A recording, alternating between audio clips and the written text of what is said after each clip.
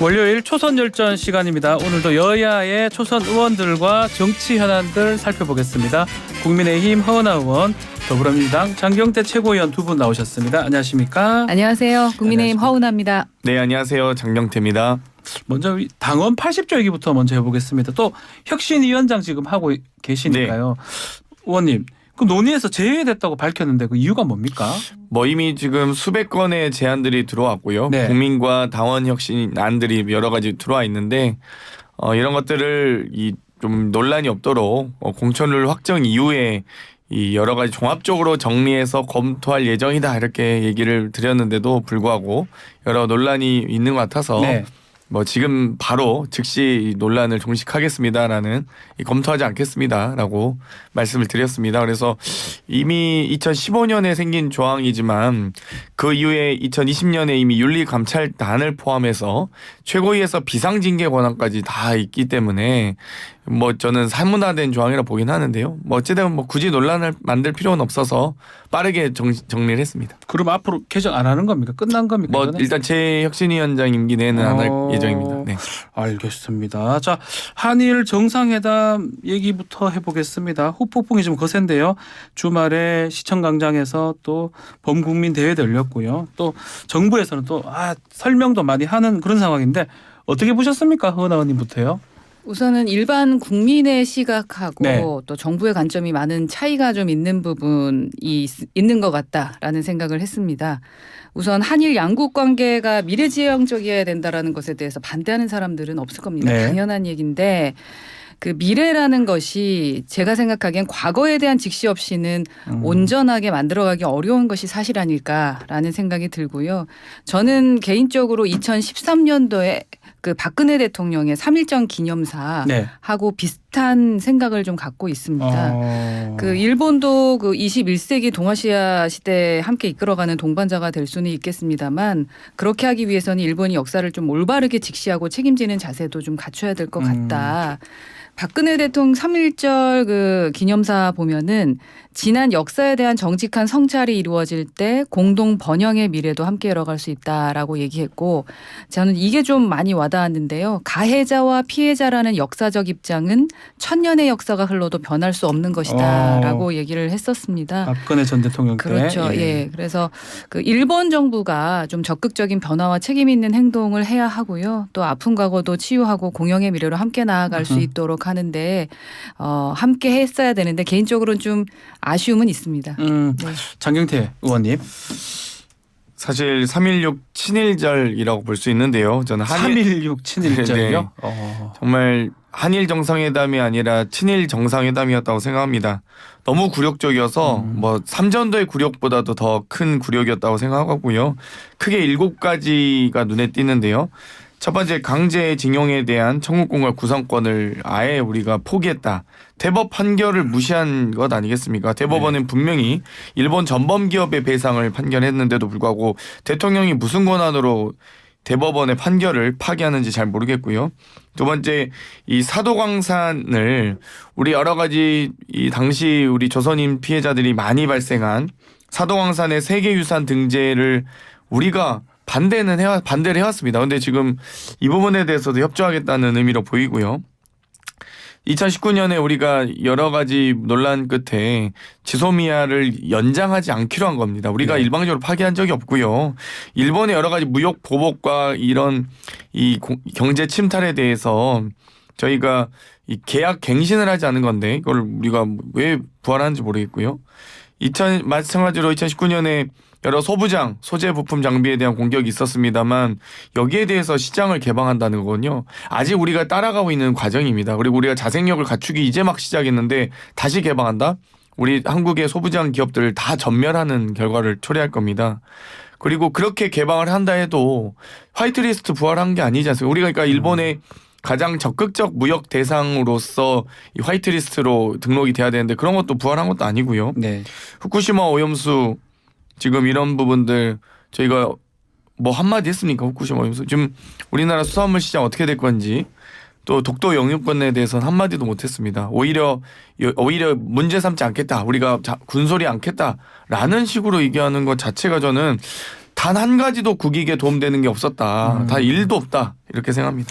민주당 같은 경우는 뭐 지금처럼 이재명 대표는 일본 하수인의 길, 또 고민정 의원 같은 경우도 반반의 역사를 능멸하는 것이다. 박지원 전 대표 같은 경우도 윤 대통령 을사오적과 나라의 전심 이렇게 표현이 강하게 지금 되고 있는데 허은 의원님 어떻게 보십니까?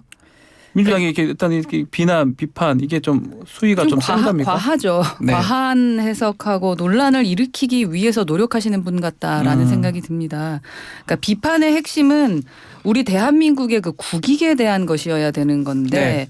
지금 대통령을 비난하는 것 그 자체가 비판의 목적이 되어서는 안 되는 거거든요. 그리고 무언가 기존 정부의 문제점들을 덮어버리기 위한 기회가 왔다라고 생각하시면 안 될 것 같습니다. 네. 지소미아 종료했었던 거 그로 인해서 어떠한 절차들을 일본이 밟아갔는지 다 아시지 않습니까? 조금 전에 말씀하셨을 때도 순서가 좀 뒤바뀌었습니다만 이번 그 정상회담이 국민 관점에서는 부족한 부분이 분명히 있을 것입니다. 그렇다면 그 부분에 대해서는 얼마든지 객관적으로 비판할 수 있겠습니다. 하지만 그 대통령에 대해서 뭐 을사오적이라던가 뭐 하수인 이런 표현은 좀 너무 과도하다. 이게 그런 표현들을 계속 듣다 보면은 정치적인 hin란받게 되지 않는다. 그래서 냉정과 좀 이성을 좀 찾으실 필요가 있고 국익 관점에서 서로 냉철하게 좀 바라봐야 될 것 같다라고 생각합니다. 그 장경태 의원님, 그 과거에 일본이 한 50번 정도 사과를 했다. 이 정도면 사과 됐다. 이렇게 대통령실은 밝혔어요, 입장을. 제 기억엔 사과한 바가 없고요. 네. 뭐 여러 가지 일본이 지금 이번에도 이 정도까지 우리가 극진한 선물과 국익을 모두 훼손해서 나라를 갖다 바치는데도 그러면 왜 이번엔 안 하셨습니까? 반성 50번 했는데 51번은 힘듭니까? 말이 안 된다고 생각하고요.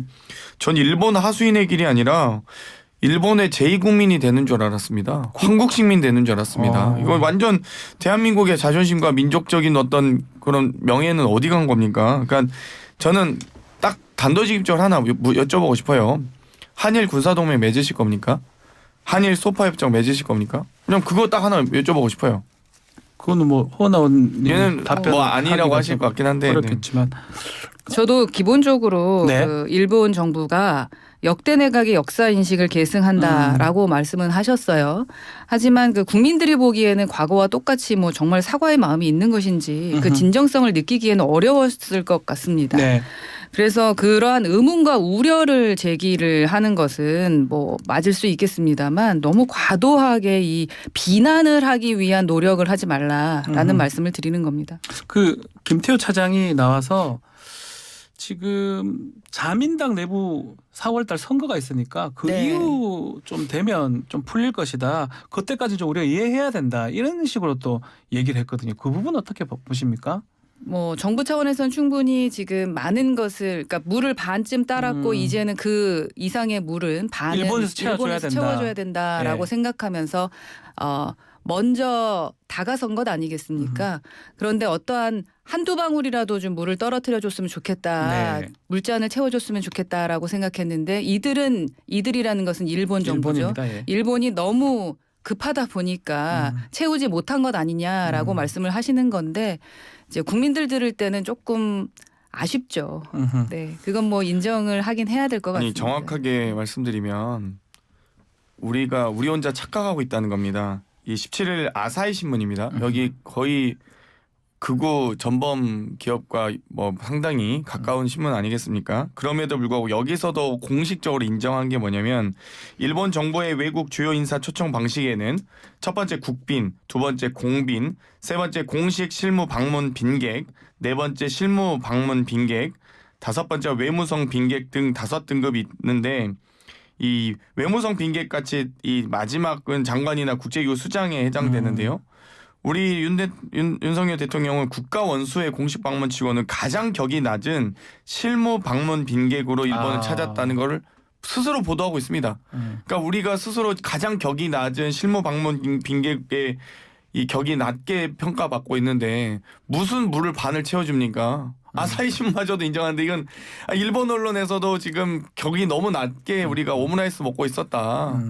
이런 야당의 입장은 이해를 하겠는데요. 아니 제 입장이 아사히 신문 입장입니다. 이거 공식. 기존의 그 문정부 때보다는 격이 낮지 않았죠. 그러니까 그 부분에 대한 이 것들을 자꾸 정도면은 저희가 가지고 일본 말씀하실 방문 안 부분은 했습니다. 아니라는 겁니다. 인정할 건 인정하고 왜 외교부 국장 잘못된 건 출신의 잘못됐다고 하고 의전비서관이 사퇴했습니까? 일주일 전에? 지금 그거랑 이게 무슨 그러니까- 상관이 있습니까? 그러니까 지금 그러니까 자꾸 그렇게 물타기 하면서 아니 반을 제가 주장하는 제 일방적 주장도 아니고 야당의 주장도 아니고요. 아사히 신문 보도를 제가 인용해서 말씀드린 거고요. 아사히 신문마저도 언제부터 그렇게 아사히 신문을 이렇게 신뢰를 아사히 하셨고 신문마저도 하니까 너무 기가 막혀서 친일이십니까? 예, 아사히 신문은 막힙니다. 언제부터 기가 막혀. 그렇게까지 알겠습니다. 그렇게 믿으셨어요? 신뢰하셨습니까? 네. 예. 그 비서관이 간 거하고는 뭐 이거 똑같은 얘기는 아니니까요. 그렇게 하고 결국은 지금 민주당은 앞으로 뭐 국정조사 이런 얘기도 있고요. 강제동원 해법 관련해서 어떻게 앞으로 풀어나가는 겁니까? 국민의힘이 정확하게 네. 말씀하셨었죠. 남북 정상회담의 이 회의 결과 뭐 회의록을 공개하라라고 얘기하셨었잖아요. 근데 남북 간의 관계는 미국과의 관계도 있기 때문에 그럴 수 있는데 한일 관계는 우리가 말 그대로 정상회교고 이 정말 이 동등한 입장에서 하신 것 아니겠습니까? 만약 그렇게 떳떳하고 당당하시면 회의 결과 근데 방일 성과를 좀 발표하셨으면 좋겠는데 근데 회의록까지도 전 아니고 단 한 가지라도 국익에 도움되는 거 하나만이라도 말씀해 주셨으면 좋겠어요. 국익에 도움된 거. 그러니까 뭐 예. 제가 뭐 내부 뭐 어떤 우리 군사상이 이게 뭐 이렇게 다 뭐 깊이 있게 회의록을 다 공개하라 이게 아니고요. 단 한 개라도 뭐가 국익에 도움됐다고 생각하십니까? 기본적으로 이제 뭐 셔틀에 대한 말에 대한 해석들은 여러 가지가 있습니다만 사실은 기존에는 일본과 대화 자체와 소통이 어려웠었죠. 전 정부에서는. 네. 하지만 이제는 정상들끼리 서로 소통하는 시간을 많이 갖자라고 했었던 것에 대해서는 긍정적으로 평가하는 것이 맞습니다. 소통하는 아니 이게 방법. 무슨 네. 셔틀 외교입니까? 빵 셔틀 외교죠. 거의 그러니까 셔틀이라는 말 갖고 장난치지 마시라고 아니, 제가 그러니까 말씀드린 학폭 부분이고요. 피해자가 가해자의 치료비까지 부담하는 이런 말도 안 되는 게 무슨 이게 셔틀 외교입니까? 알겠습니다. 그 이전에 10일 날 네. 정진석 그 위원장하고 김석기 사무총장 정상회담 직전에 가서 일본 의원들 만나가지고 좀 협조해 달라 이런 얘기를 했다고 하더라고요. 그 부분 혹시 어떻게 된 겁니까? 김석기 사무총장 같은 네. 전 사무총장 전 사무총장, 같은 예. 경우는 원래 그 외교적인 부분에 대해서 전 세계의 저희 당원들에 대한 책임을 지시는 분들입니다. 네. 그리고 또 일본에서도 활동을 하셨던 분이시고요. 그래서 일본 의원들하고 관계가 좋습니다. 예, 그래서 아마도 정진석 전 비대위원장하고 같이 먼저 가서 대화를 나눈 것 같습니다. 그 부분이 뭐 문제가 될 것이 있습니까? 국회에서도 미리 가긴 갔어요. 3월 11일 가서 했는데 그 효과가 좀 있다고 봐야 됩니까? 어떻게 봐야 됩니까? 지금 국민의힘 의원님들이 모두 일본을 상당히 많은 분들이 가고 계신데요. 3월 10일도 가셨고 또 3.16 대통령께서도 네. 가셨고 정진석 전 비대위원장도 가시고 또 3월 27일에 또 많은 분들이 가시잖아요. 최소한 네. 한 30여 명 가신 걸로 알고 있는데 앞으로 갑니다. 앞으로 갈 예, 거죠. 예, 예. 일정이 있으시더라고요. 아마 제가 봤는데 허은 의원님은 안 가시는 것 같아요 보니까. 네. 네, 그래서 뭐 좀 다른 것 같긴 한데 어찌되었건 국민의힘 의원님들이 앞다퉈서 일본을 방문하는 것 자체가 참 어떻게 볼지 모르겠습니다. 이게 조공외교, 셔틀보다는 조공외교에 가깝지 않나 이런 생각이 드는데 아무튼 가시는 건 좋습니다. 가셔서 국익에 도움되는 거 단 한 가지라도 좀 얻어오십시오. 저는 도대체 이번에는 처음엔 좀 이 방일 성과라는 게 화가 나다가 지금은 이제 어리둥절해졌습니다. 갸우뚱해졌거든요. 도대체 뭐지? 이유가 뭘까? 그러니까 그래도 어찌됐건 뭐 보수 정당이고 윤석열 정권도 뭐 생각이 있을 텐데 무슨 생각일까? 그러니까 정말 궁금해졌거든요. 이제 하나라도 말씀해 주셨으면 좋겠어요. 알겠습니다. 자, 이 강제징용뿐만 아니라 주 69시간 그 근로 문제도 지금 문제되고 있어요. 이것 때문에 뭐 지지율이 떨어지는 거 아니냐 이런 평가도 있는데 어제 김대기 비서실장 같은 경우는 이 69시간 극단적 프레임에 쓰여져서 계속 대중들이 잘 모른다 이런 식으로 얘기를 했거든요. 그 부분 어떻게 보십니까? 이 69시간은 여하튼 특히 이제 청년들 관점에서 네. 좀 합리적인 대안이 마련될 수 있도록 하는 게 필요하다라고 생각하고요. 저는 뭐 개인적으로는 노동시간 유연화에 대한 것은 필요한 부분일 수 있겠지만 무엇보다 근로 현장에서 이게 악용돼서는 안 된다. 악용요. 네, 예. 악용될 수 있거든요. 그리고 또 근로자 중에서도 지금 청년들 각자의 선택권이라는 것이 보장될 수 있는지 그런 방향으로 좀 흘러가야 되는 것이고 그 시간에 목매일 필요가 없는 부분이거든요. 네. 지금 뭐 그래서 저 같은 경우도 지금 뭐 토론을 다시 하기로 하고 했던 부분은 상당히 긍정적으로 생각합니다. 다시 시작해야 됩니다. 다시 해야 토론하고 된다. 예. 경청하고 이야기를 들어야 되는 부분이다라고 생각하고 있습니다. 이준석 전 대표 같은 경우는 이 69시간 자본가의 시각이 반영된 거 아니냐 대중보다는 이렇게 또 얘기를 하면서 이 보수의 경제 안보관이 20년 더 뒤떨어진 것 같다라고 또 얘기를 하고 있습니다. 그 부분까지 말씀 지금 부탁드리겠습니다. 주 저희가 52시간제를 채택하고 있고요. 주 40시간 기준으로 했을 때 이미 이제 OECD 경쟁 국가들, 우리나라와 어깨를 나란히 한 경쟁 국가들도 35시간을 고민하고 있는데 네. 저희는 69시간을 얘기하고 있거든요. 사실 69시간이 아닙니다. 정확하게 한 80.5시간제거든요. 80.5시간. 그러니까 11시간 휴식이 보장되면 80.5시간까지 근무할 수 있는 노동제도이기 때문에 노동제도 개편안이기 때문에 그걸 적용하면 요즘 인터넷 온라인상에 많이 떠 있습니다. 오전 9시부터 새벽 1시까지 근무할 수 있는 거거든요. 저는 이런 사회가 그러면 2시부터 5시까지 자는 사회 3시간 자고 출근한 사회 이런 사회를 우리가 만들어 가야 될지 우리가 지향해야 될지 정말 만만한 게 직장인인 건지 모르겠고요. 오히려 대통령부터 출근 잘하시고 대통령실부터 새벽 1시까지 근무하십시오. 제발 만찬 그만하시고. 그러니까 만찬하는 것도 좋은데 본인들 하실 거면 이렇게 퇴행하는 제도들 논의하기보다는 근데 대통령께서는 또 내 생각이 아니었다는 식으로 얘기하고 또 이 내각에선 총리와 장관은 또 아니다 뭐 다시 그러니까 뭐 제대로 검토해서 다시 보고하겠다. 홍보가 안 됐다. 당에서는 또 홍보가 안 됐다 이러고 도대체 어느 장단에 맞춰야 되는 건지 모르겠습니다. 근데 이 정도 정부안이 발표되면서 대통령과 총리와 장관과 정부 여당이 협의가 안 돼 있다는 건 또 너무 신기합니다. 그리고 그걸 또 심지어 말 한마디로 뒤집는 것도 너무 신기하고요. 아니 이런 국정 운영을 이렇게 개판을 하는 게 어디 있습니까? 진짜. 네. 그러니까 69시간이든 60시간이든 52시간이든 그 시간에 얽매이는 것보다 어떻게 하면은 노동 시간을 유연하게 해서 그 선진화될 수 있도록 할 것이냐라는 것이 사실은 기본 아젠다가 돼야 되는 거겠죠. 네. 뭐 유럽 어느 나라 같은 경우는 사실은 휴가를 한 달도 가고 두 달도 가고 하지 프랑스 같은 않습니까? 경우에. 그런 경우가 우리나라에도 가능할 수 있도록 하는 게 가능하냐라는 부분을 얘기해야겠죠.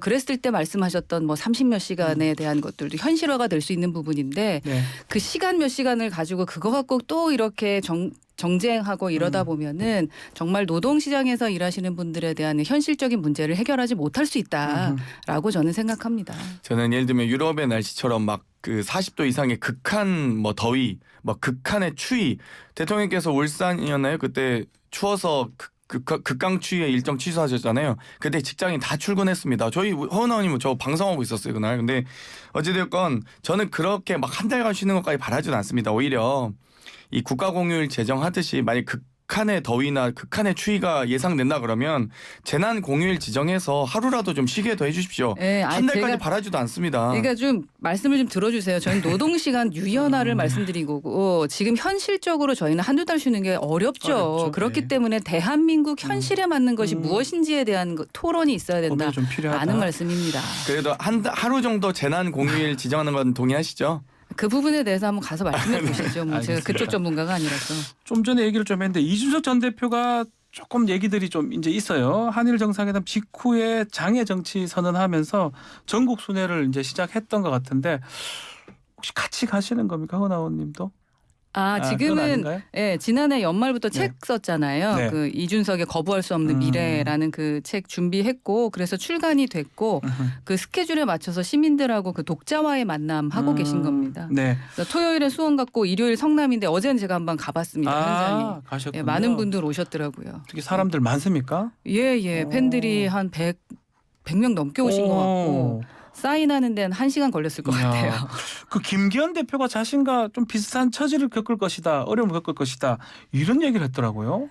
그러니까 기존의 이준석 대표 시절의 그 최고위 지도부하고 네. 지금 지도부하고 비슷합니다. 바뀐 부분이 거의 없어요. 예, 기존에 했던 분들이 나오셔가지고 그 최고위원을 지도부들이 하신 또 바람에 지도부로 구성이 됐을 거예요. 이제 그분들 분들이 이 대표를 흔들었지 않습니까? 네. 그게 이제 바뀌기 어렵다라고 생각하는 부분이고 흔들었던 그 돌발 행동이라던가 또 김재원 최고 같은 경우는 말실수가 많았어요. 근데 그 말실수를 덮어주느라 애를 많이 썼었거든요. 이준석 대표가. 근데 벌써부터 이제 말실수들 많이 하고 있어서 그러한 비슷한 어려움이 있을 것이다라고 얘기한 것 같습니다. 알겠습니다. 자, 민주당도 질문 한번 드려보겠습니다. 민주당은 뭐 저희 뉴스경에서 있었던 일인데 문 전 대통령 만난 박 전 원장 때문에 박 전 원장이 이제 이재명 대표 중심으로 뭉쳐라 이런 얘기를 전했거든요. 그 이후에 좀 논란이 좀 커진 것 같아요. 이상민 의원 같은 경우는 안 된다라고 하고 박용진 의원은 다른 얘기도 좀 하고요. 어떻게 보십니까? 아니 이게 논란이 될 얘기인지 모르겠는데요. 네. 저도 1월 2일에 문재인 대통령님 만나셨어요? 최고위원들 다 가서 만났을 때도 예. 그때도 말씀하셨던 말씀입니다. 이재명 대표를 중심으로 똘똘 뭉쳐서 윤석열 정권을 규탄해야 된다 이런 말씀하셨고요. 뭐 그 입장은 변함없이 계속 유지되고 있다고 생각합니다. 근데 이게 논란이 될 문제인지 모르겠습니다. 어찌되었건 지금 한일 정상회담부터 시작해서 69시간제부터 뭐 여러 가지 민생 파탄과 역사 왜곡, 경제 후퇴 등의 논란들이 있는데 여기에 대해서 그럼 지적하고 규탄해 나가는 게 야당 정치인으로서의 역할과 책무이지 그걸 방기하고 방치하고 아무 말 하지 않는 건 정치인을 할 이유가 없는 거죠. 그렇기 때문에 저는 뭐 당연한 말씀을 잘 하셨다 이렇게 생각합니다. 그 이상민 의원이 우리가 꼬붕이냐 이렇게 얘기했던 부분은 또 불편한 감정을 좀 드러냈던 것 같아요. 박용진 의원은 결단하고 민주당이 달라지면 총선에서 신뢰를 얻는다, 이길 수 있다, 또 이런 얘기를 했다고 하고요. 뭐 일단 좀 이상민 의원님은 예. 뭐 불편한 감정을 다른 분들이 더 많이 갖고 계실 것 같아서 네. 오히려 윤석열 정권에 대한 비판과 규탄 이런 부분들 지금은 더 너무 이게 이 당 내 문제도 아니고요. 국가 내의 정쟁의 문제도 아니고요. 네. 이 국익의 문제입니다. 이거는 한일 간의 문제이기 때문에 이건 좀 더 큰 이 거시적인 관점을 좀 가지셨으면 좋겠다는 좀 제안을 드리고 싶고요. 뭐 당연히 그런 고민을 하고 계시라고 봅니다. 또 박용진 의원님 말씀도 뭐 우리가 똘똘 뭉쳐서 내년 총선에서 국민의 신뢰를 얻을 수 있도록 또 열심히 또 민주주의, 당내 민주주의 등을 회복해 나가자는 말씀은 당연한 말씀이고 우리도 다 노력하고 있는 내용입니다. 그렇기 때문에 저는 뭐 여기에 대해서 논쟁할 필요는 없다. 오히려 이 논쟁보단 지금 힘을 모을 때다라고 좀 말씀드리고 싶습니다. 자, 우리 김기현 지도부도 질문 좀 드려보면요. 컨벤션 효과를 그래서 끝까지 이어가지를 못하는 것 같습니다. 조금 지지율이 떨어지는 모양새고 지금 말한 것처럼 69시간 문제도 있고 또 한일 지금 정상회담까지 여러 가지 안 좋은 좀 여당 입장에서는 그런 게 있는 것 같습니다. 어떻게 해야 됩니까? 네, 이제 과표집됐던 게 이제 그렇죠. 컨벤션 효과. 예. 지금 보면은 저희 당이 지지율이 높았을 때는 네. 민생에 귀 기울였을 때인 것 같다라는 것은 이제 확실해지고 있는 것 같습니다. 지금 이 한국갤럽 얘기해도 될지 모르겠는데 저희 윤 대통령 직무수행 긍정평가가 33%고 부정이 60%가 돼버렸거든요. 그리고 국민의힘도 4%가 떨어져서 34%고 민주당이 33%입니다. 붙어버렸습니다. 근데 더 놀라운 거는 지금 20대가 13%입니다. 그러니까 점점 더 꼰대 정당이 돼가고 있는 것은 아닌가 하는 생각이 들어서요. 그 대다수 좀 국민이 생각하는 관점에서 좀 다소 부족한 부분들이 좀 드러나다 보니까 그 국정 운영이라던가 정당 지지율에 그 영향이 반영되고 있다라는 생각이 좀 들고 있습니다. 그래서 신발끈을 좀 다시 고쳐맬 필요가 있다라는 생각이 들고요. 우선은 전당대회 때는 당원만을 대상으로 진행을 했었지만 이제 총선은 전 국민입니다. 그렇죠. 그래서 좀 시각의 관점을 좀 바꿀 때가 됐다라고 생각합니다. 이 내용은 한국갤럽이 지난 14일부터 16일까지 조사한 내용이고요. 자세한 내용은 중앙선거 여론조사 심의회 홈페이지를 참조하시면 됩니다. 예, 장경태 의원님. 4월 초 대비하면 39%에서 5% 가량 떨어졌고요. 저희는 한 4% 정도 오른 건데요. 사실 좀 당시 이제 전당대회 직전에 이 국민의힘의 지지층이 좀 활성화돼 있는 건 있었습니다. 여론조사 응답을 좀 더 기다리고 또 적극적인 조사를 하신 것도 있지만 또 이 전당대회를 바라보는 여러 가지 뭐 천하동인을 비롯한 기대감이 있었던 거군요. 근데 결국 말짱 도루묵이었네라는 말짱 도루묵 전당대회 된 겁니다. 그냥 좀 기대했더니 기대 전혀 져버리고 다 그냥 탈락하고 그리고 나서 근데 심지어 전당대 끝나면 보통 이 낙선자분들을 배려하고 포용하기 위해서 노력하거든요. 막 네. 식사도 하고 같이 만나고 하는데 오히려 뭐 쥐잡듯이 잡았지 않습니까? 무슨 낙선자들 그러니까 뭐 죄인 취급하고 내쫓는다고 같이 못 간다고 하고 아니 이런 비상식적인 지도부를 보면서 누가 어떻게 이걸 지지하겠습니까? 어떤 국민이 네. 심지어 끝나자마자 아니 국민을 가는 게 아니고 국민을 배로 가는 게 아니고 뭐 정광훈 목사 찾아가서 뭐 정치인들 표를 위해서 조상묘도 판다. 5.18 윤석열 대통령도 얘기한 헌법정치수록 부정하고 이러니까 당연히 이렇게 되겠죠. 아마 더 떨어질 겁니다. 네, 정리해 주십시오. 국민의힘이 반성할 부분이 있습니다. 들어야 될 부분은 들어야 될 거고요. 그런데 문제는 더불어민주당도 마찬가지라는 거죠. 예. 그래서 국민들께서 정치 혐오하게 될 것 같아서 걱정입니다. 국민만 바라보겠다는 그 약속을 행동으로도 좀 해야 될 때인 것 같습니다. 알겠습니다. 자, 오늘 초선열전 여기서 마무리를 하겠습니다. 허은하, 장경태 두 분 의원 감사합니다. 감사합니다. 3부 마치겠습니다.